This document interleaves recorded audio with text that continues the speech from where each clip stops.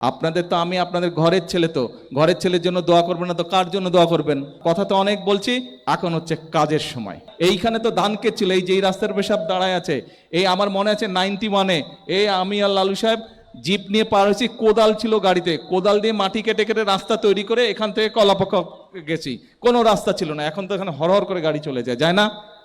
ইনশাল্লাহ। কিন্তু ধৈর্য আমাদেরকে ধরতে হবে সাময়িকভাবে। আপনারা কিন্তু বাগবাড়ির মানুষ, গাবতলির মানুষ, সবার কথা চিন্তা করতে হবে, পুরো দেশের কথা চিন্তা করতে হবে। শুধু নিজের দেশের কথা, নিজের কথা চিন্তা করতে চলবে না।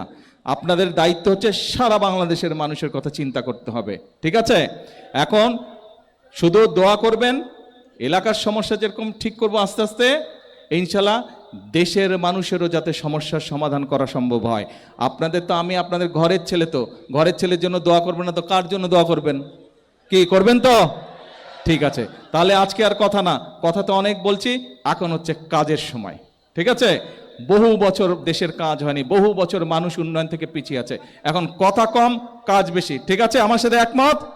তাহলে আমার সাথে একটা স্লোগান দেন, সবাই একটা স্লোগান দেন আমার সাথে, করব কাজ, কে গর্ব দেশ, সবার আগে, সবার আগে। আল্লাহ হাফেজ, বাংলাদেশ জিন্দাবাদ।